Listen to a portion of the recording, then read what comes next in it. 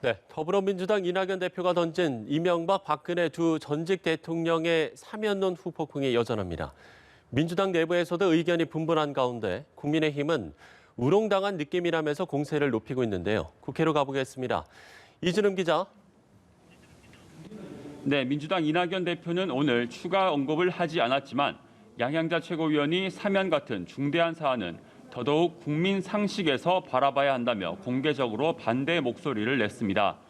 오선 안민석 의원도 묻지마식 사면에 동의할 수 없다며 윤석열 검찰총장 복귀 등으로 화난 민심에 기름을 부었다고 주장했습니다.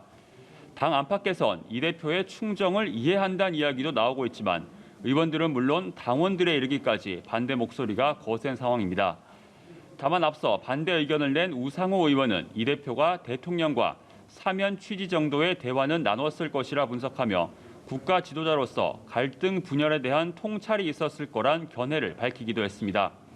이 대표 측은 일단 지도부 차원에서 국민과 당원의 뜻을 존중하겠다고 결론낸 만큼 여론 동향을 지켜보고 있습니다. 국민의힘은 사면 자체에 대한 평가는 유보하면서도 사면을 논하는 민주당의 접근법과 태도에는 불쾌감을 드러냈습니다.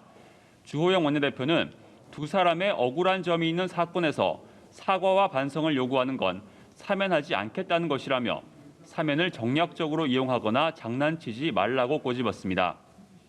삼선 장제원 의원도 전직 대통령 사면, 또 윤석열, 추미애 갈등 등 주요 현안마다 대통령이 사라진다며 소신껏 결정하라고 촉구했습니다.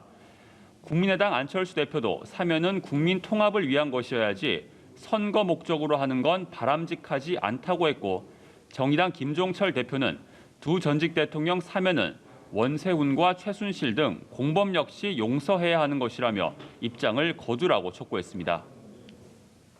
네, 코로나19 확산세가 여전히 꺾이지 않으면서 이 문제도 정치권에도 쟁점으로 떠올랐는데 각 당의 입장은 어떻습니까?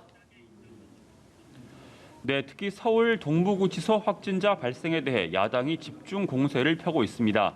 국민의힘 김종인 비상대책위원장은 후진국형 대참사라며 대통령이 대국민 사과하고 신천지 사태 때처럼 엄격하게 수사하라고 비판했습니다.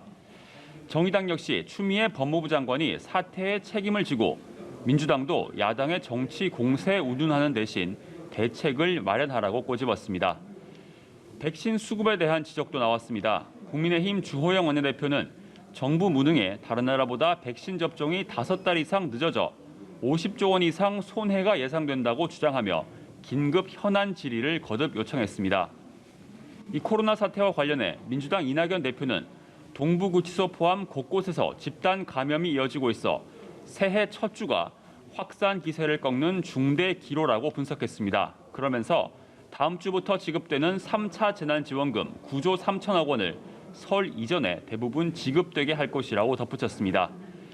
여기에 더해 당 지도부 차원에서도 전 국민 재난 위로금 지급, 또 기본소득 도입 논의 등을 시작해야 한다는 주장도 나왔습니다.